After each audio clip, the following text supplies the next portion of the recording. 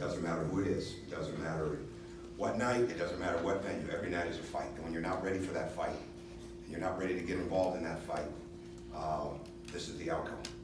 And we were not ready to be in the fight tonight with South Carolina. It wasn't an indication of our practices. They were good. It got physical at the very beginning. They stood us up, and we stopped cutting as much. We got our heads down because we weren't scoring. And the fight is the loose balls. The fight is the rebounds. The fight is the communication when it's not going well for you. The fight is continue to cut and move when it's not easy. There's a lot of things that go into a fight, and we didn't do that. We didn't do that, and we've got to get that back, because that's what every night in this league is. That's why it's such a good league. Obviously, we don't have the physical size necessarily that some of these teams have, especially like in South Carolina. But that's not an excuse to not have the fight. And we've got to regroup quickly on that. Go ahead.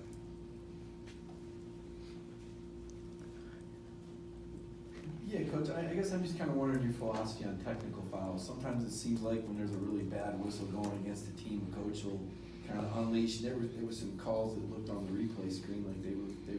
Yeah, I'm not sure in my vantage point that when if you think, I think a technical foul is if you think it's going to really change the outcome with your team, and if it's going to change in the sense of how the game may be called for a few.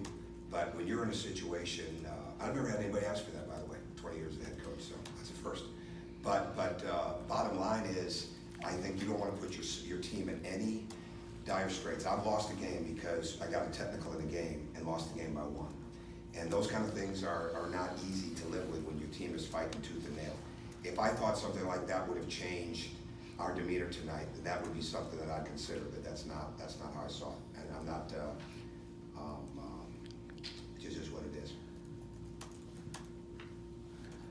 You mentioned this, okay, you mentioned this league, and like what is so different about the SEC exactly than the other leagues you coach? I'm not sure. I think it's not that the league is so different. It's that we don't have the, well, first off, we don't have the experience and the size on some of these teams like tonight, and we didn't battle. I mean, we played like a very young, non-physical team tonight, and it doesn't matter what league you're in. You can't do that. It doesn't matter who you're playing against. You can't do that. And again, it's we can't walk into the game and say, okay, we're as physically big as this team, or you know, we have what they have up front. We don't right now. We don't have that, but we still have to be able to be in a situation where we're aggressive and where we're in a fight.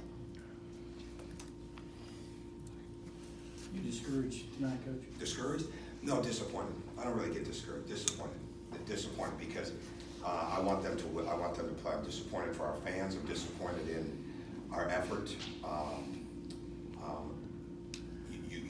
You want your guys to be successful. So discouraged is not. I don't really go there. I don't think. Angry, disappointed. Yeah, those things happen.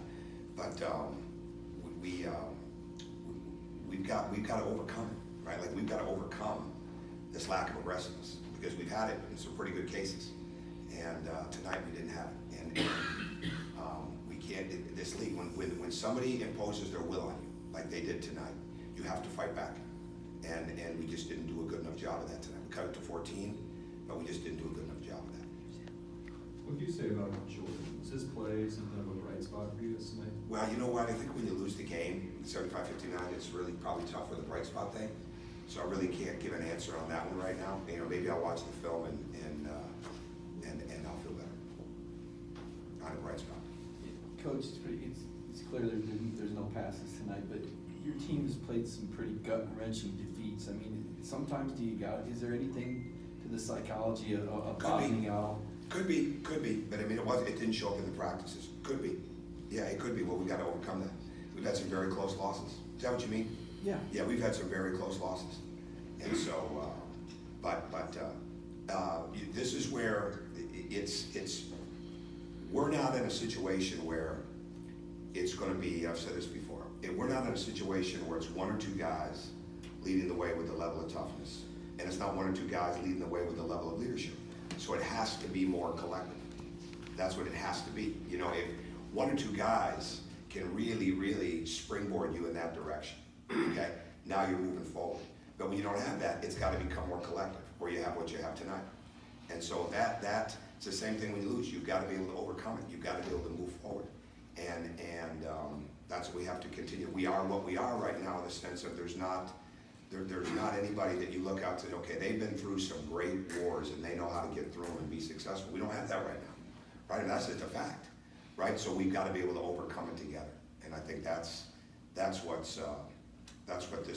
this rebuild has its moments like this. You know, we've got to be able to build that up because we don't have those guys that are falling back on some sustained success experience-wise in college.